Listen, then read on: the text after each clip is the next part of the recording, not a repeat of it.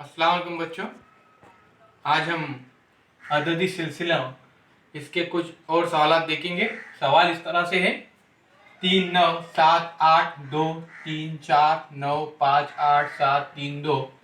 इस अददी सिलसिले में बाएं जानिब से चौथा और दाएं जानिब से चौथा इन हिंदसों का खारिज किस्मत कितना होगा।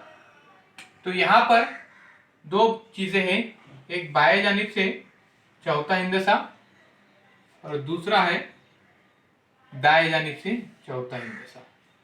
तो देखेंगे यहाँ पर 1 2 3 4। तो बाएं जानिब से जो चौथा हिंदसा है वो है 8, यहाँ पे मैंने लिख दिया उसको। और फिर दाएं जानिब से देखेंगे 1 2 3 4, ये भी है 8, तो ये 8 भी मैंने यहाँ पर लिख दिया। और फिर यहाँ पर दूसरा उसने पूछा है कि खारिजी किस्मत कितना होगा। तो खारिजी किस्मत उस वक्त आएगा, सवाल पे गौर कीजिए, जब तकसीम का अमल होगा तब खारिजी किस्मत आएगा। तो इन दोनों के दरमियान तकसीम का अमल होगा तो 8 1 8 होता है, तो इसी तरह से यहाँ पे आंसर आएगा 1।